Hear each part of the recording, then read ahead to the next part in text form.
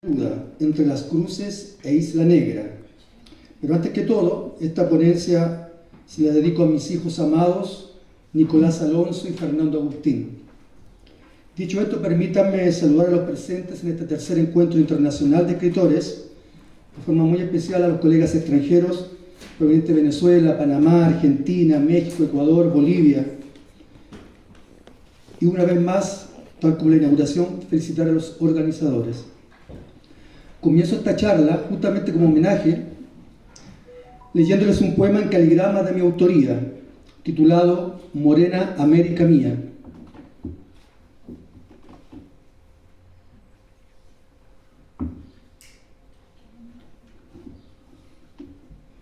Oh sensual Venus de café y de castañas, con aroma a piña y a ron, siembra en la ráfaga del tiempo labios de dulces de guayaba.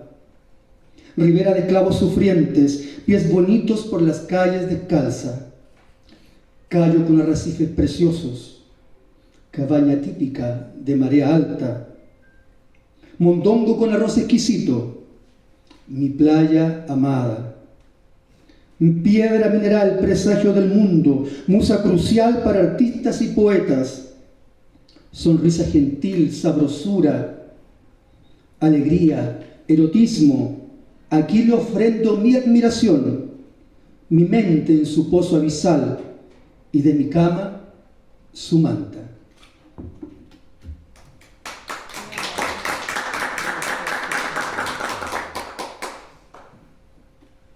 Y ahora les pedía unos minutos extras porque traigo saludos.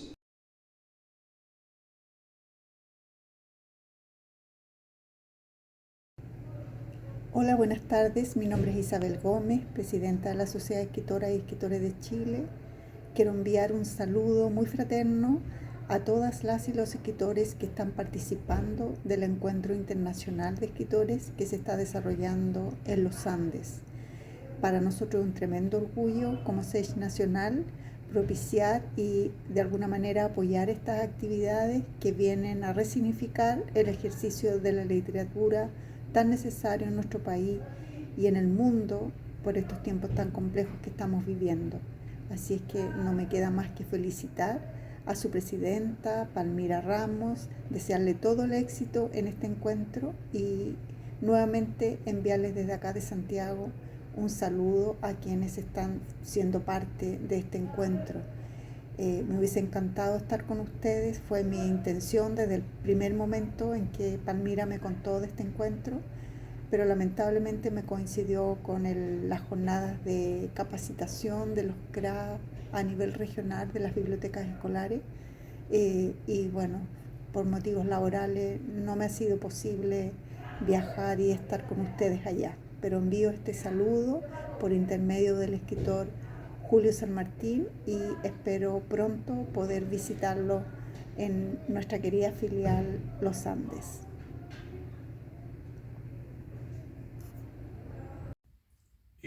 Mi nombre es Rodolfo Reyes, soy sobrino de Pablo Neruda y mi amigo el escritor Julio San Martín me ha solicitado que les dé una bienvenida a todos los grandes poetas internacionales que han venido acá a la ciudad de Los Andes y a los chilenos también que están participando. Es muy grato tenerlos y el tío Pablo estaría feliz de saber que se están haciendo estos encuentros de poetas latinoamericanos. Un saludo y un abrazo. Hola queridos poetas y escritores que vienen a los Andes a compartir la poesía. Les mando un gran saludo, soy José María Memet, fundador de Chile Poesía y les deseo lo mejor. Ya nos veremos.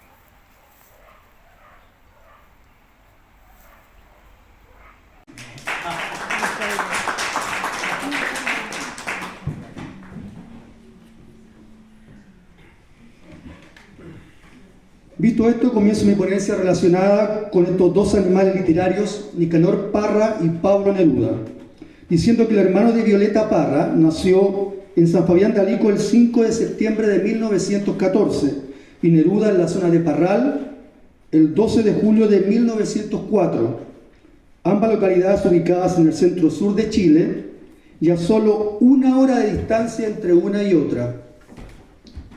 Y resulta que más adelante, por azar, intencionalmente o por eso que llaman destino, siempre se arreglarían para ser vecinos.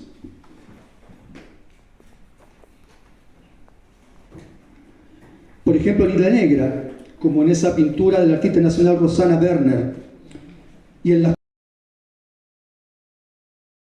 hay que aclarar algo, que en las cruces no se habitan figuras de este tipo por doquier, y que Isla Negra no es una isla ni tampoco es negra, para nuestros colegas extranjeros. Parra, como se lo hubiera planeado, residió en la calle Vaticano, mismo lugar donde ahora descansa para siempre en el terreno de su casa, y Pablo en su Isla Negra, bautizado así por el poeta debido al color de las rocas del sector, es decir, a 10 kilómetros uno de otro. Si ya nacieron cerca, vivieron cerca. Y resulta que también habitaron en Santiago de Chile, en la misma precordillerana comuna llamada La Reina, en aquellos plazos donde había muy pocas casas en ambos sectores y una escasa locomoción colectiva. Dicho esto, ¿cuándo se habrán encontrado? Esto ocurre en la ciudad de Chillán en el año 1938, de lejos, cuando Neruda arriba a la zona como parte de una gira política en favor del Frente Popular y en directo apoyo al candidato presidencial Pedro Aguirre Cerda, como dijo la colega Piera, nacido muy cerca de aquí, a unos 15 minutos de los Andes, que llegaría al poder de la nación en ese mismo lapso.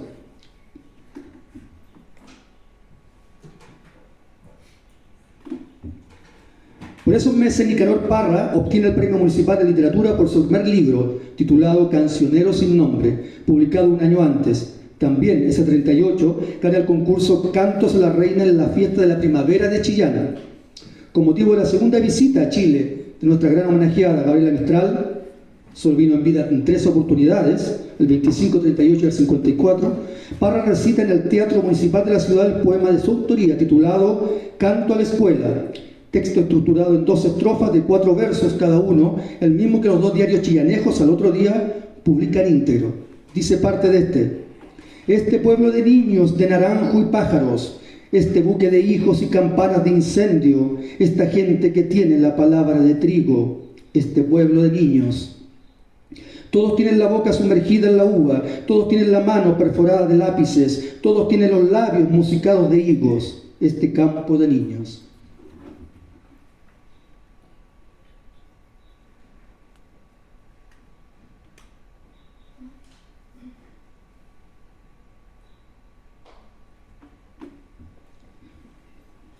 En dicha ocasión, Gabriela Mistral lo señala como el futuro poeta de Chile, ahí cuando viene ese año. Nicanor Parra Sandoval tenía 24 años, ella 49. Era un 12 de mayo de ese 38. Años antes, en 1920, la también educadora había posado similares palabras de apoyo en favor de otro joven escritor, mientras ella era directora del Liceo de Niñas de Temuco. Era Pablo Neruda. La claridad intelectual de Mistral no la defraudarían sus certivos designios, al igual que los cumplidos con Gonzalo Rojas, el año 48. 3 notables poetas de toda la historia literaria chilena brillando por las centurias. También por esos tiempos, los escritores del momento, los poetas, tenían claramente marcados sus gustos estéticos en 2 claras vertientes masculinas. Los admiradores del vanguardista Vicente Huidobro, junto a los surrealistas de la denominada mandrágora, iniciador y exponente del llamado creacionismo, y por otro lado, el considerado vaca sagrada por el propio Parra, Pablo Neruda. Claro está, Vicente más depurado que Neruda en cuanto al uso y posición del vocablo. Extracto de manifiesto presentado por Nicanor Parra al 63. Nosotros condenamos, y esto sí que lo digo con respeto, la poesía de Pequeño Dios, la poesía de vaca sagrada, la poesía de toro furioso.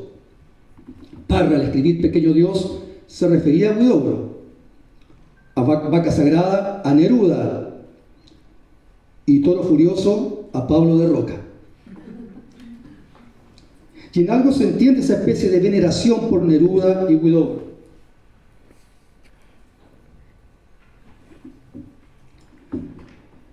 Y se transformaba en influencia, ya que esa adhesión se potenciaba por ser presencial, ya que ambos personajes residieron en su momento en la capital del país, pudiendo compartir personalmente con nobles colegas y admiradores sus respectivas obras, que iban aprendiendo diversos detalles en esas materias. El poeta Gonzalo Rojas, Premio Cervantes 2003.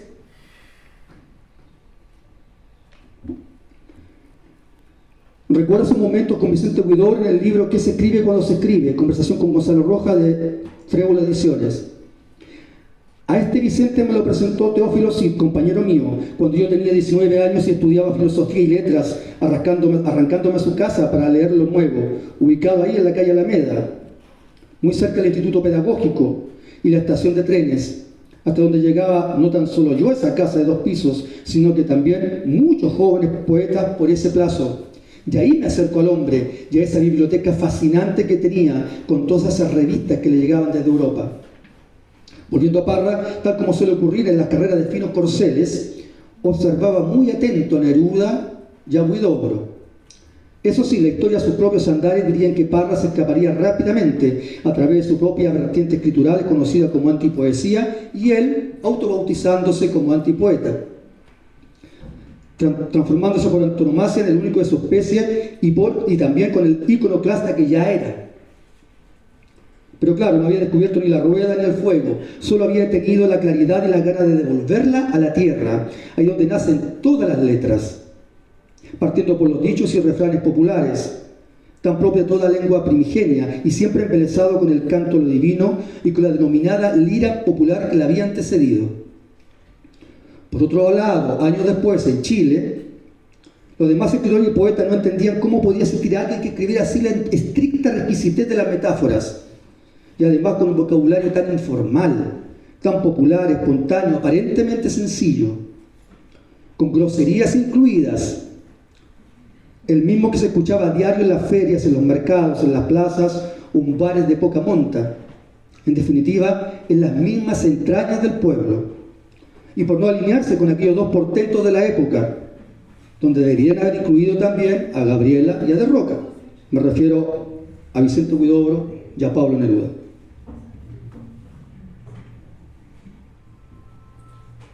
La cosa es que al andar de todo esto, después del regreso a Chile de su primera beca en Estados Unidos para estudiar mecánica avanzada, Parra visita por primera vez el hogar de Neruda, las tradicionales tertulias con músicos e intelectuales que éste organizaba al interior de la Casa de los Quintos, comuna de la Reina, residencia donde Pablo vivía con su esposa Delia Alcarril, comenzando a hacer visitas frecuentes.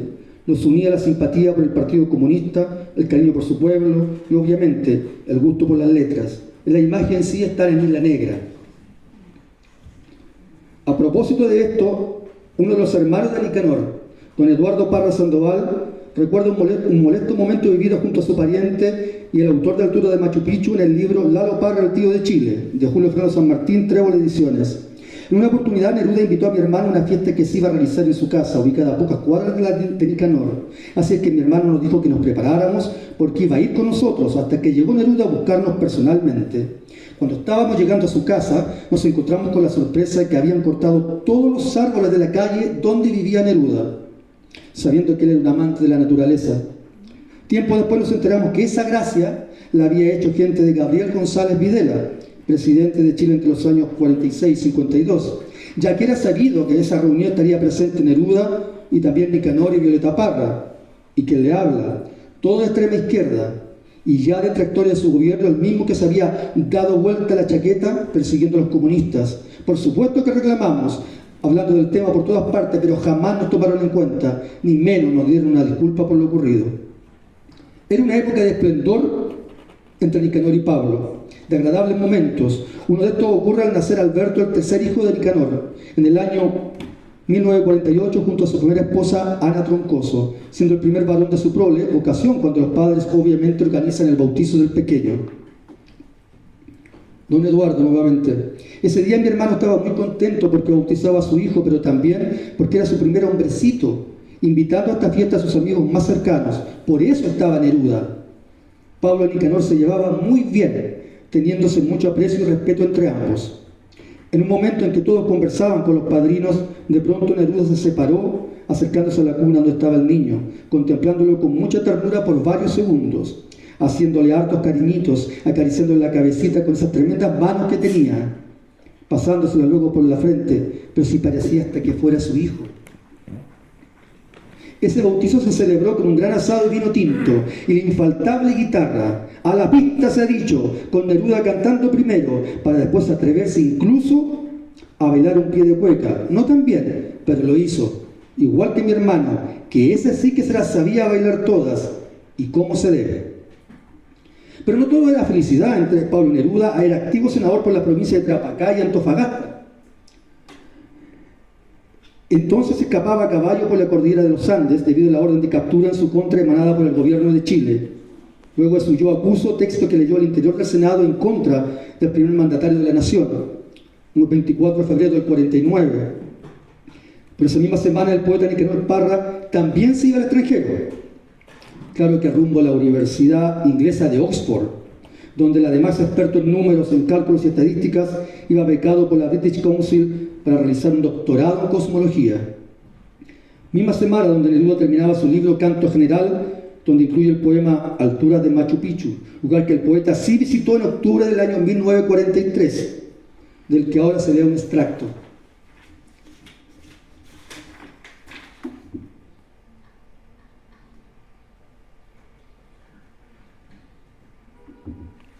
Neruda 43, Machu Picchu. Sube a nacer conmigo, hermano, dame la mano desde la profunda zona de tu dolor diseminado. No volverás del fondo de las rocas, no volverás del tiempo subterráneo, no volverá tu voz endurecida, no volverán tus ojos taladrados. Mírame desde el fondo de la tierra, labrador, tejedor, pastor callado, domador de guanacos tutelares, albañil del andamio desafiado, aguador de las lágrimas santinas, joyero de los dedos machacados, agricultor temblando en la semilla, alfarero en tu greda derramado. Año 52, Nicanor Parra acaba de llegar a Chile proveniente de Inglaterra, luego de 2 años becado en Oxford y ser uno de los últimos alumnos del prestigioso cosmólogo Edward Arthur Milner. El docente intelectual chileno traía consigo la experiencia y conocimiento en mecánica racional y su interés por la valiosa literatura inglesa, y entre ello su gran admiración por el poeta y dramaturgo William Shakespeare, a quien después haría una traducción. Un antipoema de Parra que tiene que ver con todo lo nuestro también, la gente de la cultura, sobre todo para estos tiempos. La página deportiva. Para meter un gol de media cancha hay que ser un filósofo natural, en toda la extensión de la palabra. Preferible que le den las patadas a la pelota antes que se las den entre ellos mismos. Hay que ponerse en órbita, compadre. Este es un país de pelotaris. Hágase futbolista. De lo contrario, no le dan pelota. Del libro Poesía Política, Bruguera, 1983. Opina Rodolfo Reyes, sobrino de Pablo Neruda. En sus primeros años de conocerse, Nicanor y mi tío se visitaban harto, sobre todo cuando los dos vivían en Isla Negra y muy cerca el uno del otro. Sin embargo, respondiendo a tu pregunta, es cierto que en algún momento se produce un distanciamiento, un quiebre que en lo personal, de acuerdo a mis antecedentes, lo atribuyo a 2 razones. Primero, porque obviamente influyó el ego de escritor que ambos tenían, que no era menor, eso se sabe. Y el segundo, más adelante lo atribuye al carácter acérrimo que tenía la esposa del tío, la chascona Matilde Urrutia, ya que era una mujer estricta, incluso con nosotros mismos, la familia de Pablo. ¿Tan así? Solo para graficar, recuerdo haber tenido como 12 años cuando le visitábamos y que ya dentro de su casa parecía que estábamos en un internado cuando ella estaba presente. Un día que fuimos a visitar al tío junto a mi padre, Rodolfo Reyes Candia, nos salió a atender su compañera Matilde diciendo que su esposo no nos podría recibir porque estaba muy ocupado. Imagínate a su propio hermano. Claro que mi padre, sospechando algo extraño, le dijo que igual lo iba a esperar. De pronto aparece el tío y cuando ve a su hermano, muy asombrado, le da un gran abrazo. Al enterarse de lo dicho por su esposa, enseguida reprendió a Matilde por su extraña conducta hacia nosotros. Con esto me dices entonces que Matilde fue la que comenzó a distanciar, al igual que a Pablo Neruda con otros amigos. Por supuesto, y no tan solo a nosotros, su familia recuerda que también empezó a hacer lo mismo con sus amigos más antiguos, los que habían compartido con su ex esposa Delia del Carril, la hormiguita, creándose desde entonces 2 bandos bien definidos, los de Delia y los de Matilde. ¿Me habla de un celo profesional en desmedro de Parra? Sin lugar a dudas, porque tanto a él como a otros escritores ella los veía como una rivalidad, como un extraño peligro para su Pablo. Y en este caso la estructura y figura poética de Nicanor Parra, que cada vez se hacía más grande, algo muy diferente al pensamiento del tío, quien siempre fue muy educado, siendo como todo muy democrático. Recuerda que siempre decía que la poesía era libre, con la única excepción de lo que ocurrió con la rivalidad descarnada, incluso con las odiosidades entre él y Pablo de Roca. Nicanor Parra, poética y estéticamente, corría por otro carril en comparación con Pablo Neruda, transformándose en el creador de su propio estilo para Chile y para el mundo. Gran detalle que, obviamente, había empezado a inquietar a Neruda, quien hasta entonces tenía la solitaria y absoluta atención. Y con un Parra no tan solo escrituralmente, sino que también a través de su novedoso arte visual poético o antipoético, los artefactos.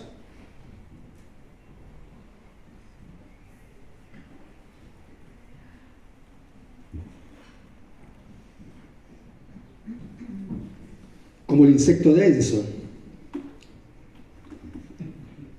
Parra, Premio Cervantes 2011, a diferencia del autor del libro 20 poemas de amor, no trabajaría además constante, paciente y políticamente sus propias campañas para la obtención del Premio Nobel de Literatura. Gabriela Mistral tampoco. Faena que sí realizó el autor de España en el corazón con favorable resultado, en contraste con Nicanor, que décadas más adelante recuñaría dicho galardón en 3 oportunidades. Nicanor II Parra Sandoval fallece en Santiago de Chile el 23 de enero de 2018, claro que décadas antes ya había escrito su particular epitafio.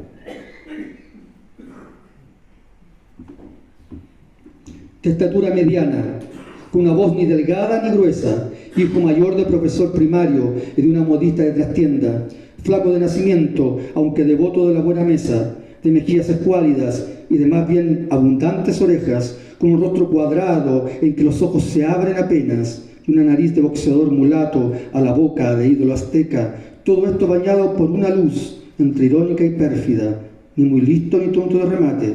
Fui lo que fui, una mezcla de vinagre y aceite de comer, un embutido de ángel y bestia. Pablo Neruda, quien fallece en Santiago de Chile el 23 de septiembre del 73, también escribió lo suyo en su poema Disposiciones. Compañeros, enterradme en Isla Negra, frente al mar que conozco, a cada área rugosa de piedras y de olas que mis ojos perdidos no volverán a ver. Cada día de océano me trajo niebla o puros derrumbes de turquesa, o simple extensión, agua rectilínea invariable, lo que pedí, el espacio que devoró mi frente. Mismo lugar y parte de este poema que ya pronto nos trasladaremos y podremos leer y leerle frente a su mar de las inspiraciones. Tal como hemos visto, estos magnos escritores chilenos nacidos tan cerca, ahora descansan perenne muy cerca el uno del otro. Y aquí solo parte de la historia entre estos dos portentos, exclusivos embajadores culturales chilenos para el mundo y para la historia cultural valiosa. Muchas gracias.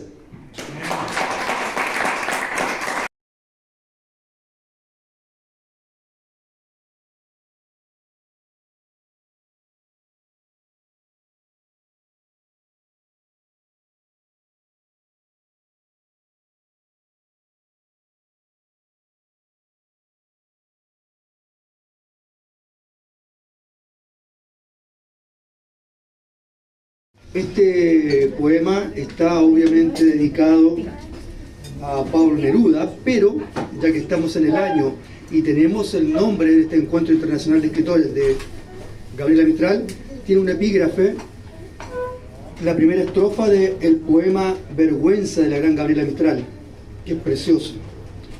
Si tú me miras, yo me vuelvo hermosa, como la hierba a que bajó el rocío, y desconocerán mi faz gloriosa las altas cañas cuando baje al río.